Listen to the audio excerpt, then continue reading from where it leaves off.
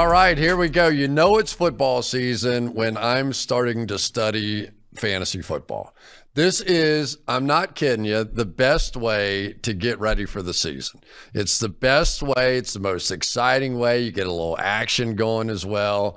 I get to pick on my guys who spend all year long doing exactly this, and then I just pick them apart. So the hell with both of you. Brad Spielberger over there, Dwain McFarland, our fantasy guru, our capologist, all the different people that we have around here. But now it's starting to get fun. I just got a glimpse of our app the other day. We've got the new app coming out for PFF, and I was told not to tease it too much. But if you're a fantasy football fan, you are going to like this thing a lot. A lot. If you're a gambler, you're going to like this thing a lot. And this is the worst, whatever derivation of this we come up with is going to be the worst it looks in the history of this app. So we are pumped about what is coming. You'll see it right before the start of football season, but in time for fantasy football. So, Dwain, Brad, how are you guys? What's going on? I'm doing excellent. I'm like you, Chris. I'm super excited about the app. Not to tease it too much, like you said, but a lot of cool information that we've always gathered, but now bringing it together and just putting it in one actionable spot. I think the users are going to love it. Well, plus we had forever, we were a kind of a PC company, it's like you had to go on your laptop, and there's a lot of stuff you still kind of could use a PC and make it work better and some of the grades and stuff. But now to be able to just sit in the airport or sit wherever you are wasting time and go on the phone, oh, it's going to be so cool. I'm so pumped. Anyway, so we're going to do a little bit of some of the mock draft stuff is out for us. And Brad, you don't spend all your time doing this, but Dwain, pretty much you and Ian.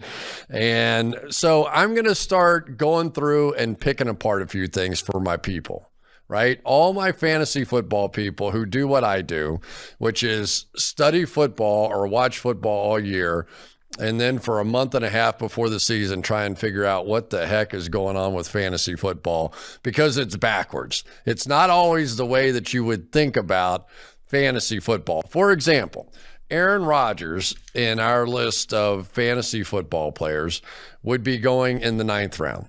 Tom Brady would be going in the 8th round. If you had any football knowledge at all, you would probably go, okay, I can get Tom Brady or Aaron Rodgers in the 1st round. Here we go.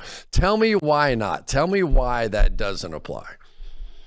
It really just comes down to the fact that most leagues that you play in, and right now we're looking at underdogs, average draft position.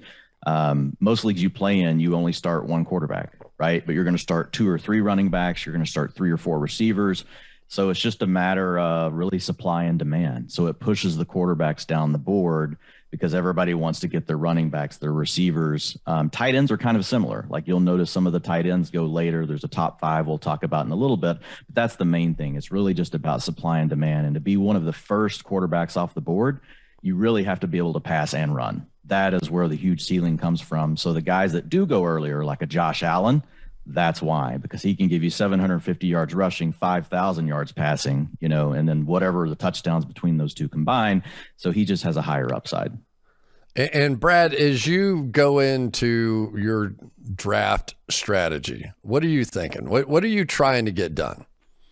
No, the funny thing is I actually do incorporate some of my salary cap and contract knowledge into the equation. So I take smart people like Dwain's rankings and lists, which I've been reading since even before he joined PFF. He's probably won me some money. So thank you, Dwain. And I think the one edge I have is I look at free agent signings. I look at draft capital, where a guy was taken in the actual NFL draft.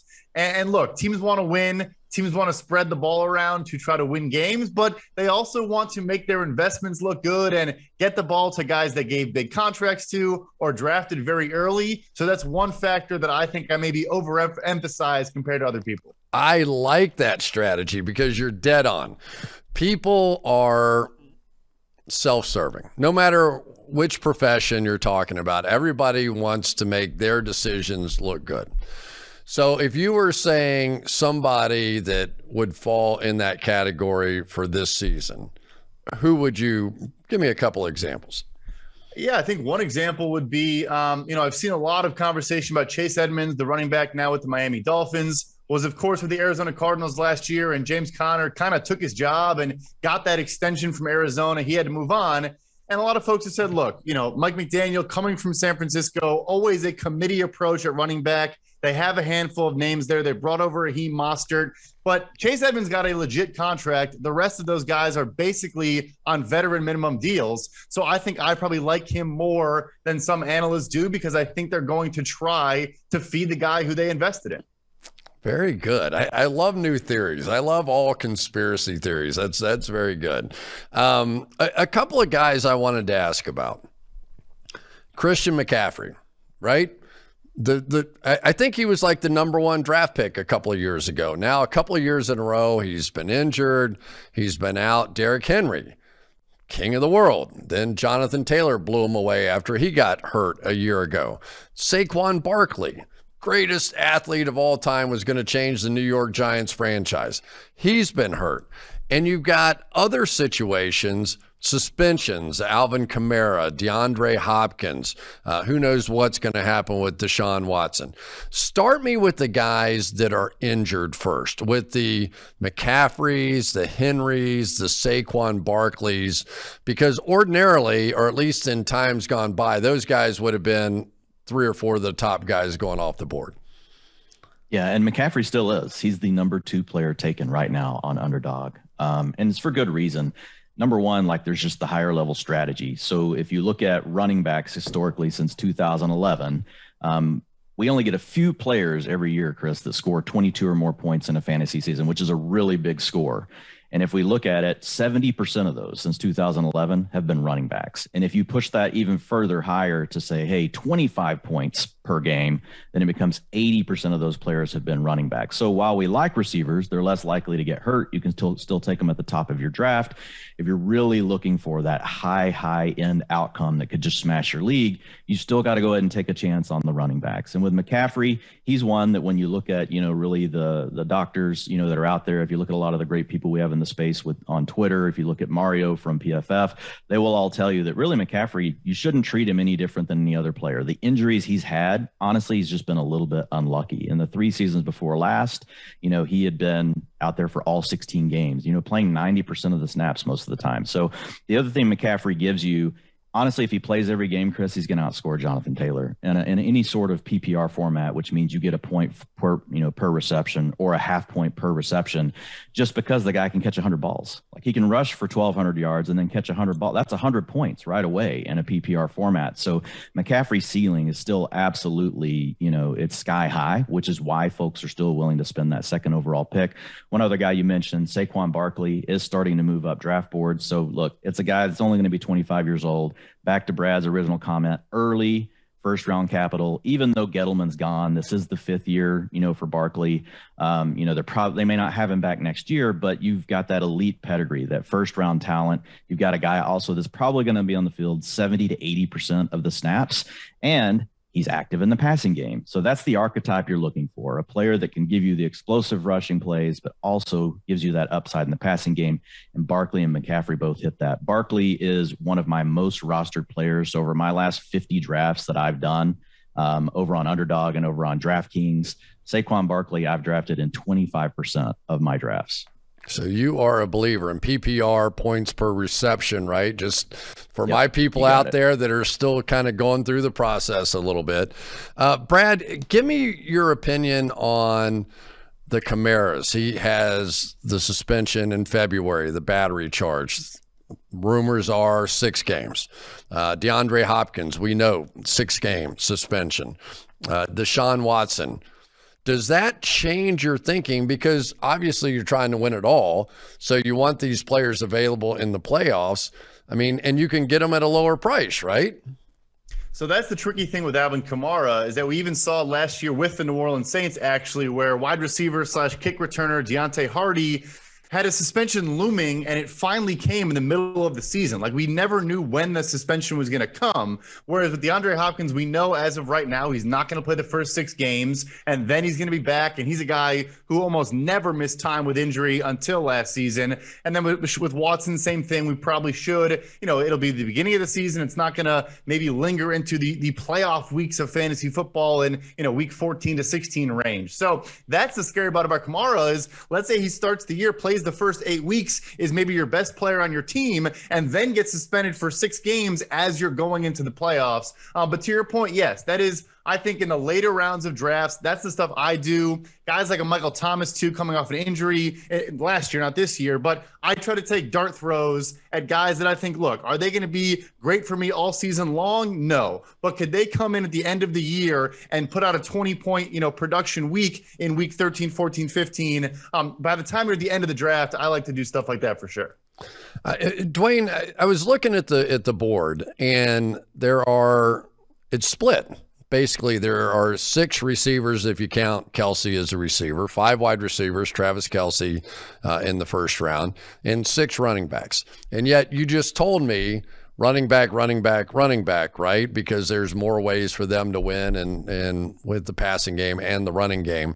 So what makes Jefferson, Kupp, Chase, Diggs, Adams, and Kelce worthwhile in that kind of a format? Yeah, Jefferson just is an absolute elite profile. I mean, a guy that's, only been playing for 2 seasons, has already given us 2 wide receiver 1 seasons, in fantasy scoring. And he gets a ton of targets on his team. He's very effective with those. If you want to talk about yards after the catch, he has that. His explosive play rate, which are targets of 15 yards or more that he converts into, or receptions divided by targets, where you get 15 yards or more, 27%, one of the best in the league. He works down the field deep. So he's just a guy that can attack every single area of the field. And we know that he's going to be the top option for the Vikings, still an ascending talent. So he's an easy one. Jamar Chase is similar. He has a little bit more target competition, but we did see the Bengals throw the ball more down the stretch last year. They started off a little slower with Burrow coming back from the injury. And then by the time we got to week 8, it was more the offense that we thought we would see, right, from the year before when Burrow was a rookie. And so Chase, even though he does have T. Higgins there, that's a little bit of a cap. Again, another player that when you look at him, 8.1 yards after the catch, 30% of his plays ended up going for 15 yards or more. And then whenever you look at his deep shots, so those are targets 20 yards or more down the field, 28%. It's very rare that you find someone with that big of a yards after the catch, plus being able to go deep. So again, another guy that can just attack every single area of the field. It's an ascending offense. We've got a good quarterback. So just all the stars align really for those guys. And they're the ones that go at the top, along with Cooper Kupp. Obviously, I mean, people know what Cooper Kupp, did last year with Matthew Stafford. If you drafted Cooper Kupp, you probably won your fantasy league, like just on drafting Cooper Kupp in the 4th round. So, those guys, they're all in really strong position. But once you get past those, then you're kind of in a group of running backs, right? Do you want to take an Eckler? Do you want to take a Henry, one of those guys? Or do you want to take a Devontae Adams, who you mentioned? He normally goes closer to the end of the 1st round. And Adams is a little bit different, right? Because he's changing teams. He's had Aaron Rodgers all this time. He typically gets 28 to 30% of the targets. Now he's going to be with Derek Carr, and he's going to have to deal with Darren Waller. He also has Hunter Renfrow. So his ceiling isn't quite as high as his targets, but Devontae Adams is still a really good player. The one other thing I'll say, Chris, that I'm using a lot this year, I just love the AFC West and NFC West teams. Number one, they play each other, AFC West and NFC West this year. And so whenever you look at right now on Superbook, they've actually, believe it or not, they've gone out and projected the game totals for the entire schedule this season already. Like, you can find this. And so of the games that were projected for 50 points or more, 56% of them belong to the AFC West and NFC West, just those 2 divisions. So if you can get in here and you can take a Devontae Adams at the end of round 1, you could come back in round 4 and grab Waller, and in round 9, you grab Derek Carr. And so you've now got a quarterback with 2 weapons, and you're going to be in shootouts pretty much every week. You got to play against Mahomes. You got to play against Russell Wilson. You got to play against Justin Herbert. You got to play against Matthew Stafford. You got to play against a quality team in the 49ers. I mean, the only easy layup you have there is Seattle. Like, all of those matchups, there's a lot of potential when 2 good quarterbacks meet up. Like that's when we see the point. Well, that's when we see the game totals go nuts from a Vegas perspective. And so the AFC West and NFC West are just loaded this year. So starting with an Adams and Waller and Carr, like that's a great way to set yourself up for success. Well, I mean, even if you're trying to pick Super Bowl winners, it's the same thing. I mean, we saw it last year. The teams that have to slug their way through tougher competition are ready to go come playoff time. So we had 2 number 4 seeds in the Super Bowl last year with Cincinnati and LA, and it probably should have been a 4 and a 6 if San Francisco had held on and won that game in the NFC Championship game. There's so many interesting things. One other thing I wanted to hit on. Tyreek Hill and A.J. Brown, 2 of the big stories of wide receiver movement in this offseason. And, of course, with all the attention comes fantasy questions. They are ranked 22nd and 23rd in the fantasy draft. Now, obviously, they're in a different situation as far as the quarterback position here. But Tyreek Hill going at number 22, I'm assuming because of Tua, because of Waddle, because of extra targets. Exactly why is that? What's interesting is Hill's average draft position, probably hasn't moved down enough. Last year he was going at the beginning of the second round with Patrick Mahomes. Now you're still having to spend a mid to late second, so he's only dropped about 6 spots, and you got him with Tua plus Jalen Waddle on the team. So there's a bit of a cap there as far as, we're not going to see either one of these players get like a 28% target share. We're dealing with 2 players that are probably going to, keep each other from going to the moon, if you will. They could both still be really good. But yes, that's really what it is, Chris. It's that you've now got Tua. It's just a bit of an unknown. I mean, people do like Mike McDaniel. Like they do believe like that, he can bring some of those things from San Francisco. They can probably win on efficiency, but you're not going to get the same passing volume, right? When you look at the Chiefs, like they throw the ball, whether they're leading, tied, trailing, don't care. They throw the ball all the time. Whereas with the Dolphins, you're probably going to have a situation where when they are leading or in close games, they're still going to run the ball enough, right? And they'll pass plenty when they're trailing, but they'll have to depend on efficiency. And we have seen now that Josh Allen has made a move, right, in the NFL. And one of the most electric games in the history of the NFL last year in the playoffs with he and Mahomes going at it. Josh Allen is now considered pretty cleanly the number 1 quarterback in most of the fantasy football stuff that I've seen, which goes against the grain a little bit of, Lamar Jackson, Kyler Murray. But the other guy I wanted to ask you about is Trey Lance. Trey Lance is up there in that Aaron Rodgers, Tom Brady kind of space. But if in fact he is what they think he could be, which is the running addition to that offense, is it possible that Trey Lance on a good football team shocks the world of fantasy football a little bit this year? Yeah, absolutely. So what we call that in the fantasy industry is an arbitrage play. So basically you're letting someone else take someone like Lamar Jackson, more proven, but he goes in the 5th round. You have to spend a 5th round pick to get Lamar Jackson. So if you could take a receiver in the 5th round or another running back that you like, whatever other position, and you wait and you somehow manage to hit on Trey Lance and he gives the same production that a Jalen Hurts or a Lamar Jackson gets, and you get him at a 3-round discount, well, then theoretically, like your overall roster is stronger, right? So just from a strategy perspective, number 1, and then number 2, just pure football, like what you're talking about. And the other thing we've noticed is even if Trey Lance turns out to not be a great passer, if you run the ball as much as the 49ers do, and we know Trey Lance is probably going to be 25 to 30% of that, it's going to be really hard for Trey Lance to not finish as a top 12 quarterback, even if he struggles. I think the real bust scenario for Trey Lance is if they don't move Jimmy Garoppolo.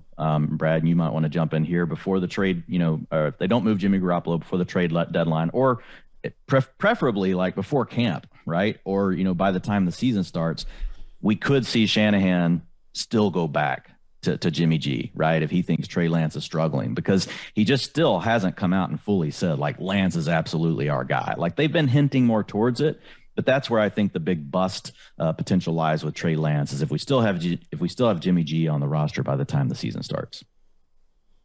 Yeah, I'd feel a lot more comfortable making that pick if I knew Jimmy G was not on the roster. Even in games where, you go down a bunch, and this kind of is the contrast between fantasy football and, real football. And Jalen Hurts is a good example. Last year, he would have some fourth quarters last year where they were losing the game and the game was lost, but he would put up like 15 fantasy points in the fourth quarter because he was scrambling and pucking it downfield and doing you need some of those performances sometimes. So yeah, you do not want Jimmy Garoppolo anywhere near this roster. It's so interesting for me to think about Trey Lance, and because I just know what it was like when we had a young quarterback on our team. They always look good in preseason, right? And the hype was going. They're playing against cover 3 or cover 2 or man coverage on every snap of preseason. And then they get out there in the first game and it's like, what the hell are they playing now, right? People are running sideways on them out there. And so if they don't have patience with them, I'm with you guys. I mean, it almost... They're almost better off if they're going to make this move, go ahead and do whatever they have to do with Jimmy, because otherwise they're going to go back to him. I mean, there's no way that with the streak of winning that the 49ers and Kyle Shanahan has put together, that they're just going to accept the fact that, yeah, we're developing a quarterback. We're 1-4. Let's just keep it going. It's not going to happen. It's just not going to happen. On the teams where I do take Lance just for the upside, I always come back with a Derek Carr or a Kirk Cousins, like within the next 2 rounds, like just go ahead and have both. Plus both those guys have sneaky upside, right? They have offenses that could be really good. They've got a lot of weapons. We already talked about Derek Carr. So if you can pair an upside guy like Lance and then turn around a round later or 2 rounds later and get one of those 2 players, then I feel much more comfortable about it. But you're swinging for the fences. And right now we're talking about underdog ADP. These are people trying to win $2 million in a fantasy football contest, right? And just to get to the point to have a chance to win it, some really crazy stuff has to go your way. And so the upside case is still definitely there for Trey Lance. All right, one final question. We'll do a little mock draft just to show off a little bit of what we have the ability to do here. The quarterback position in general. It looks like Lamar Jackson, Kyler Murray, Justin Herbert, Patrick Mahomes, Jalen Hurts. And obviously the mobile quarterbacks front and center there other than Josh Allen.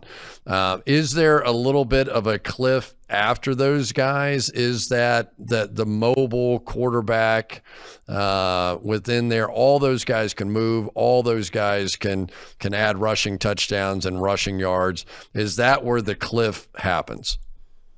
Yeah, that's one of the cliffs. So the way I look at that, the list you just gave, those all have that rushing ability. But then the next tier below, you still can get some really good quarterbacks because these are elite passing offenses potentially this year, right? With Joe Burrow with the Bengals, you've got Jamar Chase, you've got T. Higgins, you've got Tyler Boyd, you've got Hayden Hurst, you've got Joe Mixon.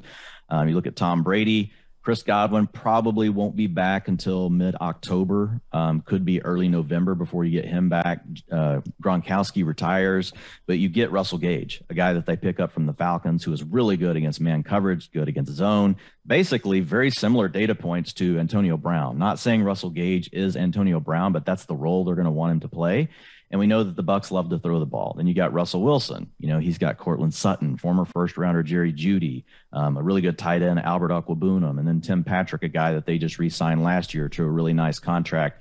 So, and again, Russ Wilson, AFC, NFC West, going to play a ton of shootout games. So that next tier, you can still be okay. But to your point, Chris, it is the drop-off from where you get that truly elite upside of, wow, I have a quarterback that might rush for 700 yards and throw for 4,000. Like once you get past Jalen Hurts, right, is really over. Like I have Kyler Murray number 2 for me behind Josh Allen personally in my ranks, because I think he's the one that if you had to pick one quarterback that can throw for 5,000 and rush for 1,000, I think Kyler Murray's it. Like Josh Allen's good, he's not going to rush for 1,000. We know he's probably going to throw for 5,000. He's going to score a lot of rushing touchdowns, but Kyler Murray is the one other guy that I think, and you can get him in the 6th round this year. and you got to take Josh Allen in the third round. Like that's another way to really differentiate your roster. Like I haven't taken Josh Allen yet, and I've drafted 50 teams, and it's not because I don't like Josh Allen. It's because he's a third round pick, and I think you're getting something really similar in Kyler Murray or Jalen Hurts 3 rounds later. So Lamar Jackson, Brad, here's 2 guys that are on contracts coming up, more or less. Ezekiel Elliott's my other one, just so I've thrown the name out there. He's not on a contract year, but the guaranteed part of the contract ends, I believe, this year. So Lamar, this team, after all the injuries, you know, at the running back position, to Dobbins and Edwards and all the different things that has happened to that football team a season ago, before they even played their first game, they go 8-3, I think it was. And then it wasn't until Lamar got hurt at the end of the year that they kind of fell apart and missed the playoffs. It's also a contract. He's trying to negotiate a deal. And you've been watching this a lot longer than I have. How big a deal is that for Elliott, for Lamar going into this year? A factor or no? Yeah. It's definitely a factor. You know, I'm sure you could point to cases where it does work in the favor of the player getting more reps and out producing what you expect, and other examples where it doesn't necessarily work out. But like you said, at the end of the day, these guys are looking out for themselves and want to make sure they're set up financially. You know, Lamar is interesting. He loses Marquise Brown, had 1,000 yards last year. You would hope Rashad Bateman, their rookie, would get better this year and maybe take some of those reps away. You know, I think Lamar, it comes down to his legs, as we've talked about. That's his true upside, and he can be a difference maker, a league winner in his own right. Ezekiel Elliott, as we're going to get to, I think is one of my favorite values in all of fantasy football, and I wonder what Dwain has to say about that. But look, I know Tony Pollard has a lot of fans. He's probably a better receiver, has been more efficient. But Ezekiel Elliott is a guy that the Dallas Cowboys want to get the football as often as possible. Ownership loves him. Like you said, he's still making a ton of money. One of the highest paid running backs still, years after signing his extension. Sounds like he's healthier than last year, and he was still getting fed the rock when he wasn't healthy last year. I think he is a screaming value in fantasy football, and I'm just hoping Dwain doesn't think I'm an idiot for saying that. But I think that's a huge factor in both cases, yeah. We'll have to get Ian on here to support you on this one. No, I think with Zeke, like the biggest thing, and you know, Ian's famous saying is always, hey, we hate the ADP, the average draft position, not the player. And so when you look at a player like Zeke, all of the downside is really already priced in because he's a 4th round pick. Ezekiel Elliott has always been a 1st round pick in fantasy football, and now you're getting him at a 4th round. So there may be a little bit of an overreaction by the market. I'm still taking a player like Travis Etienne over him just because I like the youth. I like the upside of the receiving game, you know, in Jacksonville with Trevor Lawrence, you know, out of the backfield, you know, to Etienne, his former college teammate. So I don't have a ton of Ezekiel Elliott, but I do agree, like in the 4th round, I mean, it's on a quality offense. I do think there's still going to be enough volume for where you're getting Zeke there that it's going to probably pay off. I just don't know that I see a scenario where, oh my gosh, if I don't take Zeke, I'm going to look back and think I just lost my fantasy league for me. Like I don't feel that strongly about him, but I have no problem with where you're getting him. Yeah, it's interesting because his yards per carry is never going to be what Pollard's is, who plays on more 3rd downs, and you know, Zeke's going to run it on 3rd and 1 and goal line. So you know, the numbers are going to get skewed. I just keep thinking one of these days he's going to flash, but it's been a little while. You know, it's just been a little while, and so who knows? Well, all right, you guys you've got some trick up your sleeve here. We're going to do some, not quite a mock draft, but you're going to break it down for me into various rounds, and then we're going to pick out which ones we like out of that tier. Yeah.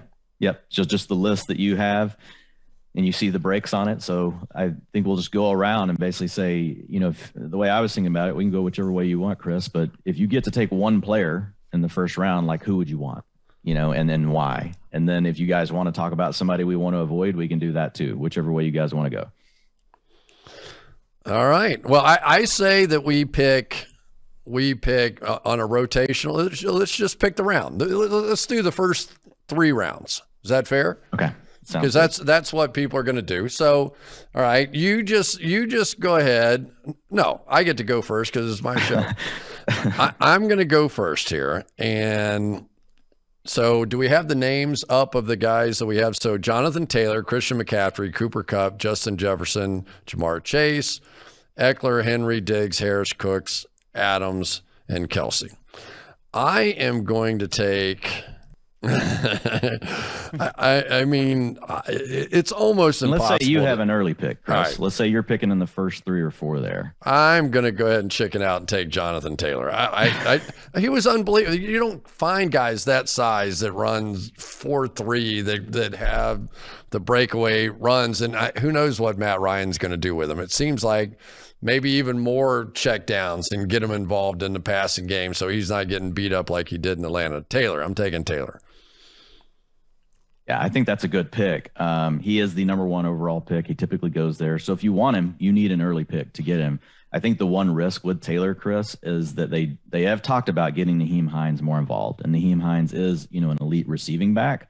So I think that's the one potential flaw with Taylor, but you've got a good offensive line, a team that is committed to running the ball, and Matt Ryan's an upgrade over Carson Wentz, more accurate at every single level of the field. So yeah, I like the Colts pick. Brad, you want to take the second one? You guys can give me the hard one. I'll pick at the end of the first round. Oh, I'm going with the end of the first. I'm kind of going on where, I like the value compared to where they're going off. So I would just say we've kind of touched on this a bunch, Chris, but I will say too, it's something that I struggle with a lot in fantasy is that sometimes boom or bust can be better than, like, you're not trying to find a guy that's going to get you 10 points every week necessarily. Sometimes the guy that gets you 25 and then gets you 5 could win you a week when he goes off. So, long story short, I like Dalvin Cook in the first. I think we've seen with the LA Rams and Kevin O'Connell's time there, they are more comfortable with a true workhorse, unlike the Shanahan offense I talked about earlier that tends to go by committee. Sean McVay likes to have that one guy that really handles the load. Not that that's a foreign concept to Dalvin Cook by any means, but I think he deserves to be a first-round pick. I would probably take him in the middle of the first potentially. He's my pick there. It sounds like they're lining him up in the slot and all over the place. I think he's a good pick in the first round. Yeah, so I'll go with Stephon Diggs, who goes round 1, pick 8 right now. And so when you look at Diggs, like, the thing I love is he plays for an offense that wants to throw the ball first. You have a top 3 NFL quarterback, so check. And you have a really good receiver who can demand a lot of targets. You've got Emmanuel Sanders gone. They want Gabriel Davis to step up. Obviously, Gabriel Davis had a huge game in the playoffs down the stretch. And so there's a lot of promise there, but at the end of the day, like, Stephon Diggs is the number 1 target in Buffalo, and they could throw the ball more than any other team in the league. So, and if you do want a chance to ever get to pair, Stephon Diggs with Josh Allen, you basically got to reach a little bit on Diggs in the first round and take him in the middle. So maybe in the third round, Josh Allen slides back to you, and then you can pair those two together. And then you obviously have some potential huge fireworks, in the final weeks of the season that could win you a lot of money. All right. I did my strategy right because I got to save the guy that I really liked. So I'm going to go Austin Eckler. Here's somebody who had 20 touchdowns a year ago. I think 20 or 12 rushing, 8 receiving, or vice versa. Over the first 5 years, just has been an absolute workhorse in the passing game, being able to just make play after play after play. He had 24 receiving touchdowns in his first 5 years. That's the most since 1967. And he's a good rusher too. He's more of a thick body guy than you would think. And so typically he's been holding up. I just think that offense has a chance this year to just go off. I just keep waiting for the Chargers to be the team that I think they're going to be at some point. So I'm taking Austin Eckler. Take that. And that's another one of those with the AFC West. So their schedule down the stretch, like when it matters most, like what Brad's saying, and you want to look at the year-end schedule, and you're not looking for defense. It's really tough to predict defensive strength of schedule. What you're looking for, right, are the potential shootouts against other really good teams or good quarterbacks. So from week 11 on, listen to the Chargers schedule. Week 11, Kansas City. Right now that game total is at 53. Then they get the Cardinals, game total of 51. Then they get the Raiders in week 13, game total of 52. And then the final 2 weeks of the season, week 16 and 17, 50 points is the game total against Indy, and then against the Rams in week 17, your big money week, and that is a game total of 51 right now. So Eckler could just absolutely win major fantasy league dollars down the stretch. All of the Chargers could. I didn't know all that, but I'm going to claim I did. You can run with it. All right, Brad, knock it out, man. Sure. So moving on to our second round group here. You mentioned it before in tight end, Mark Andrews. There's definitely some risk involved in taking a tight end early. Like you said, there's also the risk of it kind of falls off after those first 5 guys, and you're potentially getting into a streaming scenario, trying to just find a guy that can produce for you. I think, coming off a monster season with the loss of Marquise Brown, I saw earlier today, James Prochet is playing as their number 2 wide receiver opposite Rashad Bateman. Yes, it's a run-heavy offense. We know all those things, but I think Andrews is again going to be a 1,000+ yard receiver. Again, a big presence in the red zone, and just might as well take him there. Get your tight end out of the way and get back to focusing on running backs and wide receivers and whatnot. Yeah, and taking the tight end in the second round, or if you go Kelsey at the end of the first, it is, to your point, Brad, it's an advantage because there's only a few guys that can do what they do. And so you get to differentiate against the rest of your league mates. And later, as they're all scrambling, trying to add 2 tight ends, you can actually just roster 1. In best ball, you're at least going to need to have 2 because you just draft and you're done. But it's a nice luxury. You just feel very comfortable once I do anyway. If I've got one of those top 2 or 3 tight ends on my team, I'm like, I'll just watching everybody else scramble later. And you just keep on firing off the shots like at the running backs and other guys that you want. But the guy that I'm going to go with here in the second round, we let Cris have 2 first-round picks because Austin Eckler somehow fell to him in the second round. But yeah, the guy that I would go with, and we talked about him, was Saquon Barkley. Look, got the first-round pedigree. Only 25 years old. He's only 1 year older than Najee Harris. That's crazy, right? And when we look at Barkley last year, he was just starting to get going, and he had that freak accident. Really, it's a Cowboys game. The snap is over. The whistle's already been blown. Jordan Lewis is running one way. He's running the other. They're just not even looking. And he steps on Jordan Lewis's foot and he just twists it and it swells up like a grapefruit. But like before that, in those 2 games, in that game and the game before, like he was starting to come around. The year before he had the ACL plus the meniscus. So, and he was almost a full year from that. He was a little over a full year from that whenever this injury happened. So he had 20 points and like 25 points in those 2 games. So it was just finally getting going for Barkley, and he just had another unfortunate injury. But I love guys that are still young that are going to be on the field all the time. And so that would give me a start of Stephon Diggs with Saquon Barkley. It's actually a pair that I've put together quite a few times in real drafts. All right, this may sound crazy, but I'm going to do it anyway.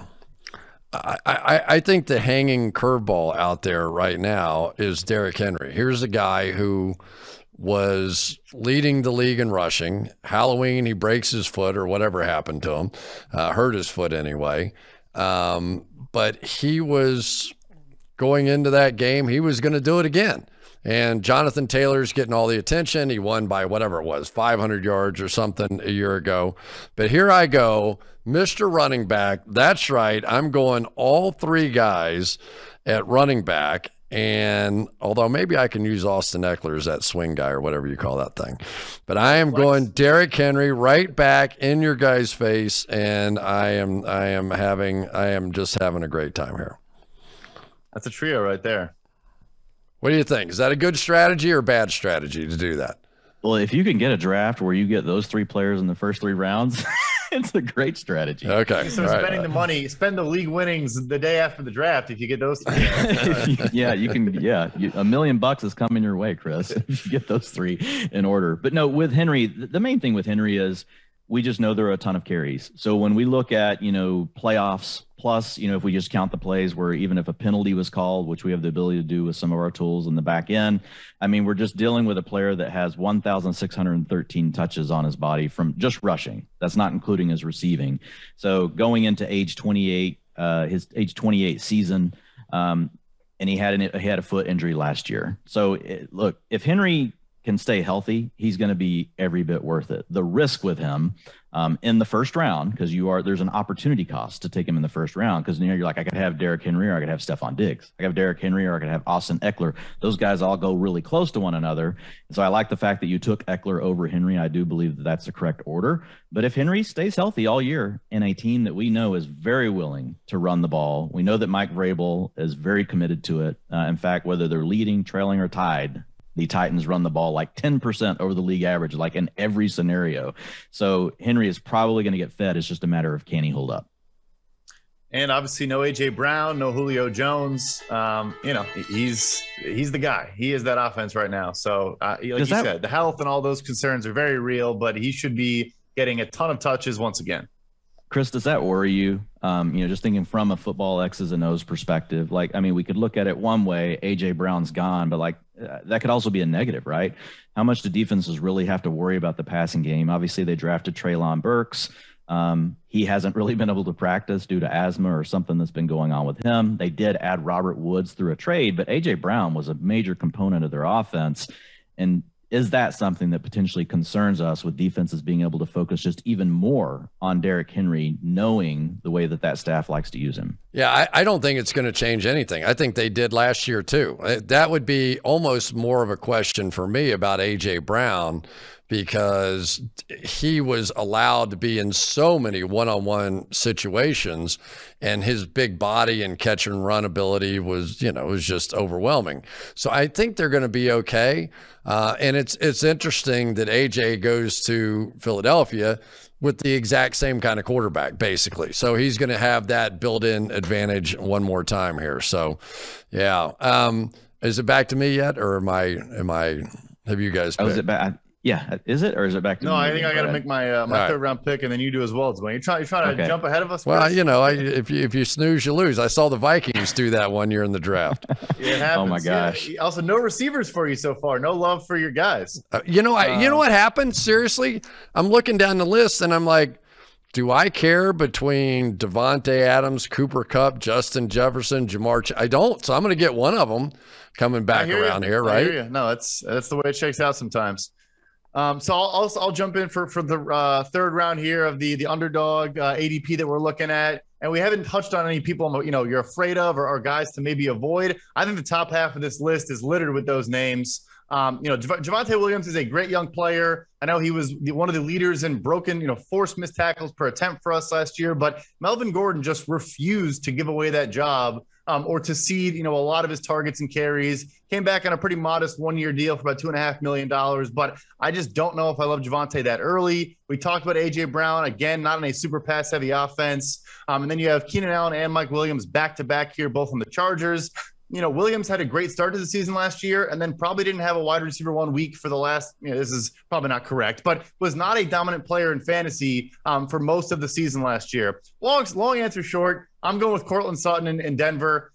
I think this is one of my favorite chemistry and just connections. What he does well is what Russell Wilson does well as a quarterback. They are going to lob the ball downfield, go up and get it, jump ball, contested catches. I think he's going to be a screaming value again. Coming off the injury, a full year removed, the best quarterback of his career by far in Denver. I love him there late in the third round.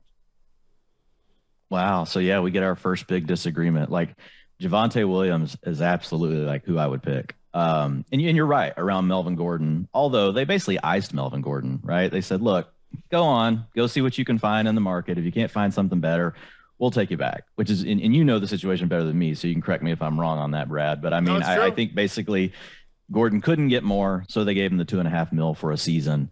And you're right. Gordon is a good player. And I expect him to still be involved, but a lot of the early word, out of, coming from not training camp, but mini camp and everything else is that it really could be Javonte's offense this year, meaning 65-70% of the work could go to him. And so it's just one of these scenarios where even last year, he's going to get more work than he did last year, right? Even if Melvin Gordon hangs around. So I feel like your downside is a little bit more limited. Like maybe you have a mid-range running back too, but if you're right, and Javonte gets 65% of the work in this offense with now Russell Wilson. And we've already talked about how Denver's going to have to score points to stay in it, in this division. They also play the NFC West.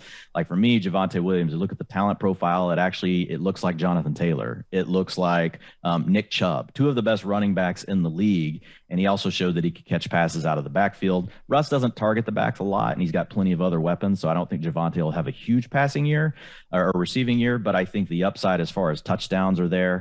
So I think he's just one of these guys you can get in the third round, and if things go right, you're going to win your league off the pick because he could be a top 3 back. So there's definitely some risk with it, but I think it's you're looking at what's the opportunity cost, and you just mentioned it. Brad, it's like I love Keenan Allen, love Mike Williams on the offense that they play on, but AJ Brown has question marks. Alvin Kamara suspended. Josh Allen, I can get Kyler Murray in round 6.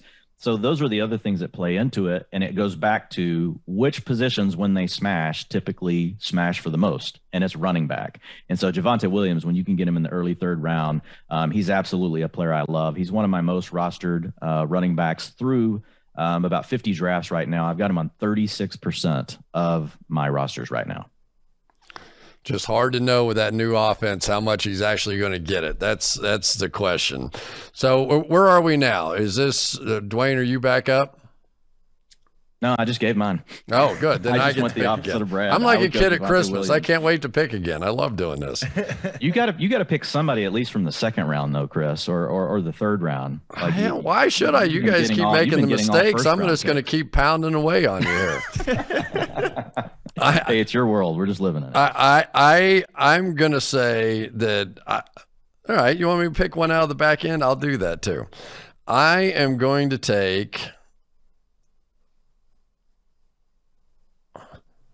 the one that stuck out to me as soon as I saw it, but I don't want to do another running back. Who I was going to say is Aaron Jones. I mean, basically the receivers for the Green Bay Packers, you've got Robert Tonyan at number 137, Alan Lazard at 127. So who's going to get all the catches? That guy's a heck of a receiver. Aaron Jones can play, man. He can come out of the backfield and make plays, but I'm not going to do that. I'm just going to keep burying you guys. I'm going to go. I know Cooper Kupp won the Triple Crown. I know Justin Jefferson is the young phenom, but I think Jamar Chase is really special. I just do. I think that Jamar Chase has skills that none of the other guys, and I'm going to include them all. I'm going to say Kupp, Jefferson, as good as he is, Devontae Adams, CeeDee Lamb, Mike Evans, Deebo Samuel. You have to get down to Tyreek Hill before I go, he's a better athlete, right? And we've already talked about the limitations for Tyreek Hill in that offense with Tua.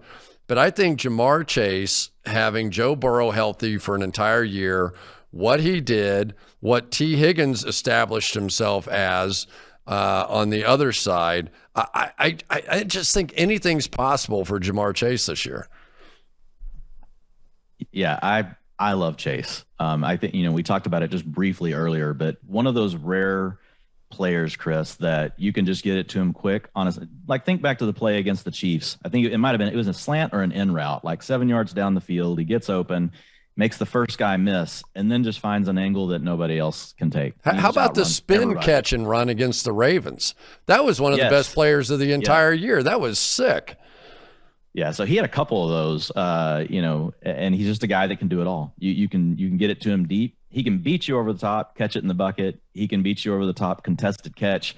He can work underneath, and he can break it long, just like more like what a Deebo Samuel would do, right, in space. So he is very rare. And it's kind of Randy Moss-esque is like what it reminds me of. But he's a thicker player than Moss, not quite as tall, but he's a freak athlete. He can do it all. So love Jamar Chase. And we knew you had to get a Bengal in there. So receiver and Bengal. I checked both boxes. Double check. All right, you guys get one more pick each, and that's it. We're done. All right, so moving on to the 4th round now. I mentioned him earlier, but it's Ezekiel Elliott. Like I could be totally wrong on this and have egg on my face, but I just think I took him in the 1st round last year, and I don't think that was known as a smart move. And he had a knee injury the entire season and still produced at a lower end RB1 clip the entire season. So I think it's silly he's in the 4th round. I hear you on Travis Etienne. I know everyone loves Etienne because the pass catching ability. The Jaguars will probably be trailing in a bunch of games, and he might get a million checkdowns. I think it's legitimately insane that Ezekiel Elliott is getting drafted after Travis Etienne. Again, not a fantasy analyst. I could be 100% wrong. I think that's insane. And I probably am wrong. But No, it's okay. I think it can be in a close call. And it does come down to your format. Like if you're playing in a league that doesn't give you points for receptions, Zeke is the pick you make over ETN. If you get to half point, which is what we're talking about here, the players are they're 4 spots apart in average draft position. Just ETN, could give you that 80, 90 catch season, right? And that's the thing that you're aiming for. But, you know, Zeke definitely plays in the better offense. So my last pick would be Darren Waller. This is a guy that I've drafted onto quite a few of my teams. I think about 30% right now over the last 50 drafts. Again, it's the AFC West. I go ahead and get a tight end on my team like you were talking about earlier, Brad. I don't have to worry about it again until later. It can basically be, you know, the next tight end I will take on the roster will be one that's at value. And so I will have it locked in. I think it's a positional advantage over the rest. It's capped a little bit. Like Waller's not ever going to have a 30% season with you know, Hopkins. I mean, not Hopkins, but Devontae Adams there, right? That's not going to happen. But still, compared to the rest of the tight ends that are out there, he still has an elite profile. He was playing through a lot of injuries last year. So I'm excited to see, you know, what this offense is going to look like under Josh McDaniels. And I think getting Waller in the 4th round and then being able to come back later and get Derek Carr also at a value is something that I'm very interested in doing as much as I can.